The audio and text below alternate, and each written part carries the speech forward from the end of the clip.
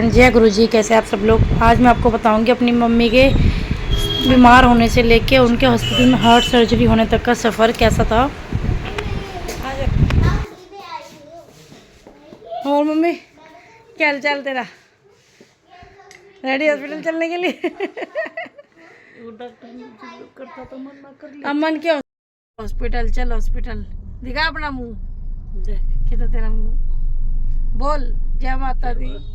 मैं तो जय गुरु जी महाराज मना ठीक करते तुम बस।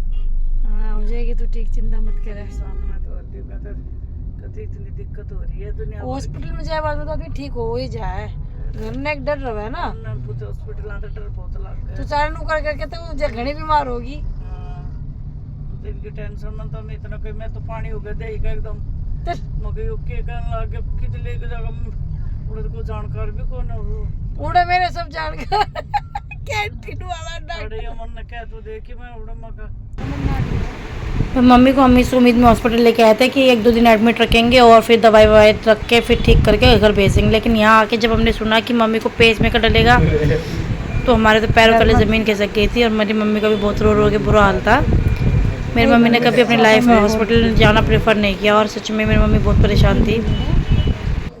ठीक है मतलब हमें यहाँ समझ में नहीं आता, हमारे एक रैंडमली सब कुछ इतना जल्दी करना पड़ गया। हार्ट बीट बिल्कुल चली गई थी और हमें इमरजेंसी में मम्मी का ऑपरेशन करवाना पड़ा। पेस मेकर लगा, डॉक्टर ने साइन करवाए और उनको पहले एंजियोग्राफी के लिए रेडी किया, उसके बाद उनको पेस मेकर किया। और मम्मी यहाँ बहुत नर्वस थी और मैं मम्मी को खुश करने की कोशिश कर रही थी क्योंकि और कुछ मैं कर नहीं सकती थी यहाँ पे, क्योंकि हिम्मत बढ़ाना ही, अगर कोई बीमार है हम क्या कर सकते हैं, उनकी हिम्मत ही बढ़ा सकते हैं साथ में रह के।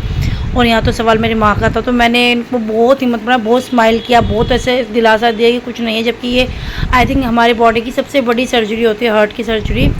और बस बहुत परेशान थे हम। सर्जरी अच्छी होने के बाद मैं रात को 11-11:30 बजे घर पहुँची। और आज ही मेरे बेटे का बर्थडे भी है तो मैंने आके इसका भी केक कटिंग करवाई। मम्मी बहुत परेशान थी, इसका केक नहीं कटा तो मम्मी ने बोला आप जाओ और उसका केक कटवाओ, मैं ठीक हूँ अभी। तो मैंने रात को आके ही इसका केक कटवाया कि बेटा भी बहुत दुखी था, बहुत रो रहा था। तो अभी नानी ठीक है, आप केक काट सकते हो। और सच में बहुत खुशी हुई कि मम्मी की सर्जरी अच्छे से हो गई, सक्सेसफुल रही, बहुत अच्छे से बताया डॉक्टर ने। और मेरी मम्मी हमारे साथ है। मतलब पहले ही मैं अपने पापा को खो चुकी, मैं अपनी मम्मी को नहीं खो सकती थी, तो मैं 1% भी रिस्क नहीं ले सकती थी इस मामले में कि मेरी माँ को कुछ हो जाए। ये सफ़र हमारे लिए बहुत हेक्टिक था, हमने बहुत कुछ अप्स एंड डाउन देखे इस सब चीज़ों में लाइफ में। पहले मैं अपने पापा को, भाई को खो चुकी हूँ। मैं नहीं चाहती मेरी मम्मी भी हमें छोड़ के चली जाती, तो मैं अपनी मम्मी के लिए कुछ भी कर सकती थी। तो हम लोग यहाँ सुबह सुबह फिर से आ गए थे और आके मम्मी को हमने बहुत दिलासा दिया, बहुत समझाया। जबकि मैं मम्मी के लिए चाय लेके आई थी तो बैठ के समझाया, बहुत स्माइल करती हूँ क्योंकि मम्मी को मुझे देख के पूरा रिलैक्स मिलता है। एक बेटी को देख के तो हर माँ को ही रिलैक्स मिलता है आई थिंक, और माँ को देख के बेटी को। लेकिन एक जो बॉन्डिंग होती है ना, सच में हमारी कमाल की है। और मेरी मम्मी अभी पहले से ज़्यादा बेटर है, बहुत अच्छी है। इतनी बड़ी सर्जरी के बाद उन्हें बड़ा अच्छा, मतलब ऐसा लग रहा था जैसे वो नहीं बचेंगी, उनको बाद में भी ये फील होता है इन्फेक्शन वगैरह कुछ हो ना जाए। लेकिन भगवान की दया से सब कुछ अच्छे से हो गया, कुछ ऐसा नहीं लगा और बहुत अच्छे से रिकवर कर रही हैं धीरे धीरे। अभी मैं इनके पास हूँ, इनका ध्यान रख रही हूँ। हालांकि भाई भाभी सब हैं, लेकिन एक बेटी को होता ना खुद से देख के तसल्ली जो होती है। तो मैंने अपनी मम्मी को सच में बहुत बहुत ऐसा डर गए थे हम लोग। फिर वहाँ हॉस्पिटल में मम्मी का खाना आया, पहले सब कुछ दिखा देती हूँ आपको क्या क्या आता था। ये सर्जरी के नेक्स्ट डे था तो ये सब मम्मी के लिए खाना आया। मैंने इनको आराम से समझाया कि मम्मी ने बोला मैं नहीं खाऊँगी तो खाओ मम्मी, खा के तो ठीक हो गए, रिकवर हो गए। पर मम्मी मेरी बात मान लेती है क्योंकि उनको पता है उनकी बेटी उनके लिए गलत तो सोचेगी ही नहीं, कोई भी बेटी नहीं सोचती। तो इसलिए मम्मी ने मेरे कहने से खाना खाया अच्छे से और उनको बड़ा हंसा के, बल्कि बहुत पेन में थी मम्मी। इतनी बड़ी सर्जरी के बाद तो कोई भी पेन में होता है, इवन बोलता भी नहीं है, उठता भी नहीं है। लेकिन मेरी मम्मी बहुत हिम्मत वाली है, बहुत हिम्मत करती हैं और इन हर चीज़ को बड़ा हिम्मत से हैंडल करती हैं। और मैंने भी इतनी हिम्मत करना अपनी मम्मी से ही सीखा है। तो मेरी इंस्पिरेशन, मेरी लाइफ की सबसे बड़ी इंस्पिरेशन मेरी माँ ही है और सेकंड मेरे हस्बैंड है, क्योंकि ये मेरी मम्मी के बाद मुझे यही मोटिवेट करते हैं। तो मेरे दो लाइफ के सबसे मोस्ट इम्पोर्टेंट लोग मेरी, जो दोनों एक बार एक टाइम पे बीमार हो गए तो मैं बड़ी परेशान हो गई थी इस चीज़ को लेके। पर मैंने कभी भी अपनी मम्मी को, हस्बैंड को रियलाइज़ नहीं होने दिया कि मैं बहुत दुखी हूँ, ये सब चीज़ें हैंडल नहीं कर पा रही हूँ और इनको बहुत अच्छे से हैंडल कर रही हूँ। रात को फिर लेट नाइट हम लोग 12:30-1 बजे घर आए, आके बच्चों को लिया घर से, अपने घर से फिर अपने घर आई यहाँ पे मायके से लेके, क्योंकि बच्चों का भी देखना है, अपना भी देखना है। फिर वहाँ शिफ्ट भी होना जब तक मम्मी ठीक ना हो जाए। फिर दोबारा मम्मी के लिए नेक्स्ट डे हॉस्पिटल में गई, उनको थोड़ा वॉक करवाया, थोड़ा उनको बेटर फील करने के लिए। थोड़ा चलो, डॉक्टर ने बोला कि आप इनको अच्छा फील करवा सकते हो, जिनके ज़्यादा क्लोज है वो इनके पास रहे। तो फिर इनको बिठाया, समझाया अच्छे से, फिर इनके कॉम वॉम करी, इनके ड्रेसिंग वगैरह, थोड़ी सी बैठ के बातें करी, चाय पिलाई और समझाया कि लाइफ एक बारी मिली है, आपको लाइफ दोबारा मिली है, नहीं तो आजकल इतने हार्ट के केसेस आ रहे हैं कि इंसान को बचने का मौका नहीं मिल रहा है, लेकिन हमारी माँ को बचने का मौका मिला, हमारी माँ हमारे साथ है, तो हमारे लिए बहुत बड़ी बात है।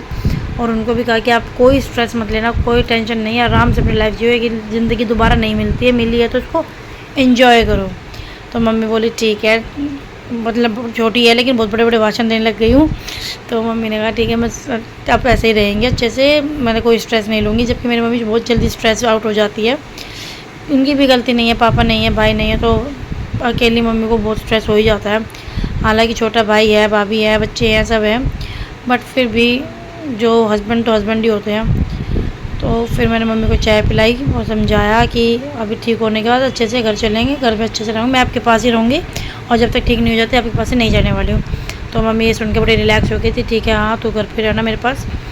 यार ज़िंदगी में माँ बाप दोबारा नहीं मिलते, आप जितना अपने माँ बाप के लिए कर सकते हो उतना करो, इतना करो जितना आप हद से ज़्यादा कर सकते हो। मेरा तो यही मानना है।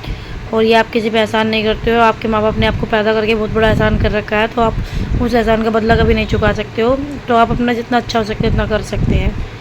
तो यहाँ भाई और मैं फिर आ गए थे, हमने मम्मी को अच्छे से डिस्चार्ज करवाया, हॉस्पिटल को कर दिया टाटा बाय बाय, भाई हमें यहाँ से जाने दो, मेरी मम्मी हो जाएगा घर जाके बेटर फील करो, जल्दी रिकवर हो जाए। तो डॉक्टर ने डिस्चार्ज भी कर दे दिया था, तो हम निकल गए थे यहाँ से। और बड़ी खुशी के साथ मैं यहाँ से निकल रही हूँ। वीडियो इसलिए शूट कर रही हूँ, आप सोचोगे इतना कुछ होने के बाद वीडियो शूट कर रही हूँ, क्योंकि ये टाइम, ये पल मैं नहीं चाहती, अगर बाई चांस भगवान ना चाहे 1% भी कुछ बात होती तो मेरी माँ मेरे पास नहीं होती तो मैं क्या करती। तो मैंने अपनी माँ के हर एक चीज़ को कैप्चर किया है, क्योंकि मेरे पापा जब गए तो मैं ये सब चीज़ें नहीं करती थी, तो मुझे उस चीज़ का मलाल है।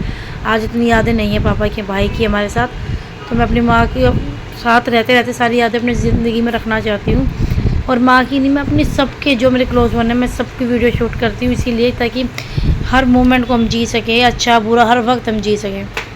नेक्स्ट डे मैं जाना था अल्टरनेट डेज पे ड्रेसिंग के लिए, तो मैं सारी जर्नी बताती हूँ आपको। अल्टरनेट डे पे मैं ड्रेसिंग के लिए ले गई मम्मी को, ये बिल्कुल टाके बिल्कुल देखो कैसे देख रहा आपको, देख रहे पेस मेकर के बाद सिस्टर से फ़ाइल दी, बिलिंग करवाई और वहाँ पे जाके मैंने मम्मी का ड्रेसिंग वगैरह करवाई। उसके बाद एक 1 डे अल्टरनेट डेज के बाद फिर सर्जरी, फिर ड्रेसिंग के लिए लेके आई सॉरी, और फिर यहाँ पे बिलिंग करवा के सारा प्रोसीजर, क्योंकि जब तक मैं अपने हाथों से नहीं कर लेती मुझे रिलैक्स नहीं फील होता है। भाई मेरे साथ था हर चीज़ में, उसने मेरा बहुत सपोर्ट किया, माँ तो हम दोनों की है ऑब्वियसली। और फिर मम्मी को हम लेकर अल्टरनेट डेज पे आते रहे, और ये यहाँ पे हमारा शायद थर्ड ड्रेसिंग था, यहाँ पे आए। और अभी मेरी मम्मी काफ़ी रिकवर कर रही है, बहुत अच्छा फील भी कर रही है, तो हमारी मेहनत भी रंग ला रही है। और हमारी माँ हमारे पास है, इससे बड़ी हमारे लिए कोई खुशी नहीं है। तो मैं तो हर किसी के लिए कहती हूँ भाई जितना अपने मेरे पेरेंट्स के लिए कर सकते हो उतना करो। देखो आज मम्मी की थर्ड ड्रेसिंग, और ये हॉस्पिटल की ओपीडी थी, यहाँ ड्रेसिंग करवाई मम्मी की, दिखाना मम्मी थोड़ी सी ड्रेसिंग अपनी, ये देखो बस पेनफुल बहुत थी। ये हॉस्पिटल था। अभी हम वीडियो में इसलिए शूट कर रही क्योंकि हमारी गाड़ी नहीं आई है, हम गाड़ी का वेट कर रहे हैं। जैसे गाड़ी आएगी हम फटाफट निकलें घर के लिए, ऑलरेडी 4 बज चुके हैं। और आज हो गई मम्मी की फुल एंड फाइनल ड्रेसिंग, और उसके बाद हमें 15 से 20 दिन के बाद आना है। थोड़ी एक्सरसाइज बताई तो मम्मी तो लिफ्ट में शुरू हो गई थी कि मम्मी के हाथ में बहुत पेन रह रहा है, तो उनको बेटर फील करवाने के लिए यहाँ मम्मी के लिए घर पे आते मैंने चाय बना के दी। और नवरात्रि भी स्टार्ट हो गए हैं, तो सुबह सुबह उठ के पूजा करी और अपनी मम्मी से खूब सारी बातें करती हूँ उनके पास, वो बड़ा अच्छा फील हो रहा है, मम्मी को भी अच्छा फील होता है। भगवान माता रानी से दुआ करती हूँ मुझे मेरी माँ हमेशा सही सलामत रहे और सबकी माँ हमेशा सही सलामत रहे। सब बच्चे अपने माँ बाप का ऐसे ध्यान रखे जैसे मैं रखती हूँ, मैं भी अपनी माँ का हमेशा ध्यान रखूँ। Tata bye bye.